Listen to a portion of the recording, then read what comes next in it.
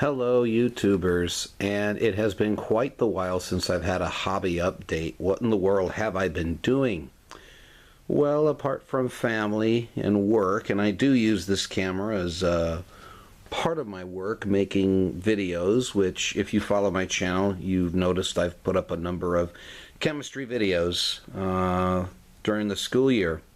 Let's get down to the fun part, shall we? So what have I been doing regarding the mid-war North Africa? Well, the first thing, when I started the mid-war North Africa, I didn't have terrain to go with it, so I made a few hills there, and it's actually, if I put a tank there, it gives you an idea about how tall that they are. Okay.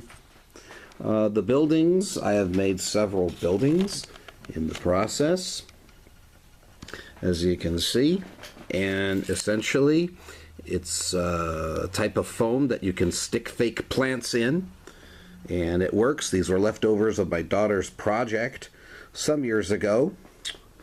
I've also made another big piece here, another big monstrous hill there. And this is supposed to be my sand dune that I've made two of them. It's pretty thick because I used styrofoam to build it up, and then I layered it with Southern California beach sand mixed with PVA glue. And I laid it on good and thick, and I don't need to do anything else. I don't want to dry brush it. I'm gonna go, this is the natural sand from Southern California. Okay, why not down to the miniatures? So here's a pair of 25 pounders with the plastic figures from Battlefront. Over here, these guys, this is part of my motorized platoon. I am in the process of basing them, and you may notice, wait, these don't look like battle figures. That's because they are not battle figures. These are, in fact, Peter Pig figures, 15 millimeter. They do a fine job as well. So I used that because I was kind of disappointed with the plastic crew. So I decided to go that route. So here's a pair of 88s that I have worked on. I did use the plastic figures for those. So they turned out nice. Okay, and as we move on here, my German forces are more eclectic. I have a mix of Panzer IIIs and Panzer IVs. Here's my up-armored Panzer IIIs with the long 50. Okay, here are my Panzer IVs with the short barrel. I had the choice of making it the long barrel. I decided to go with short barrel because they could fire bombardments, which I thought would be actually a plus. And then here's a couple of Zvezda Panzer IIIs with the regular 50s on them. I'm not regular 50s, I've got their 50 longs. Anyways, it's kind of late. I'm kind of tired. Moving on. So here we have, this is my one platoon of Crusader tanks. Okay, two of the Crusaders here and here have 6-pounder guns mounted on them. This one here has the 2-pounder gun mounted on them. I've played a few games solo with them. They die horribly. They don't have a lot of protection, but they do move fast. So these are the guys you want to go and swoop around the flanks and just cause havoc in the rear. I'm thinking kind of like a pre-Rat Patrol, but with Crusader tanks instead. For those of you who know the Rat Patrol reference, get your +1. Okay.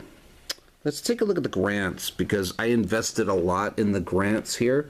So this is my commands, my HQ squadron here, and what I did to tell which squadron, which platoon that the grants belong to, if you look on the left side toolbox, I left these two with no markings on the toolbox, which tells me that's the HQ section. Here, with these guys, you may notice here, one stripe each on the toolbox. So that's how I know they're part of the first platoon. And then over here, 2 stripes on the box, which tells me it's the second platoon. Then last but not least, you thought I was going to do 3 stripes, didn't you? Nope. Fooled ya. I ended up doing V's instead. Okay. So that's what's been going on for Flames of War. I've been working on terrain. I've worked on miniatures. But I also want to point out that I have been working also on another project at the same time. And here we go. This is for Team Yankee. This is the fictional World War III that, thank God, it didn't happen, but it was set in the year 1985, where the Warsaw Pact attacks Western Europe. This is the basic camo that they had at that time. Now, this is really my first try at doing camo like this, so be gentle with me on it. Okay?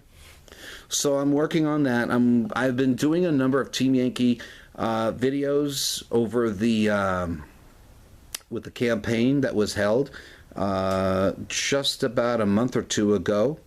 I had some fun with it, and now I've been able to get some more pieces, and I have a more viable army with helicopters, artillery, and I got myself a platoon of infantry as well, platoon of mech infantry. Same thing for the Warsaw Pact. I have T-72s. I am currently working on those. The other project that I am working on that you don't see here is the 28mm American Civil War. They're primed. I've got them roughly based. I may change the basing though, and I will have to start painting those. But I need to finish up on Flames, and then go to Team Yankee for January's campaign game, and then we'll see about the Civil War. Then, of course, there's the Napoleonic Bug as well, because I love black powder. All right, guys.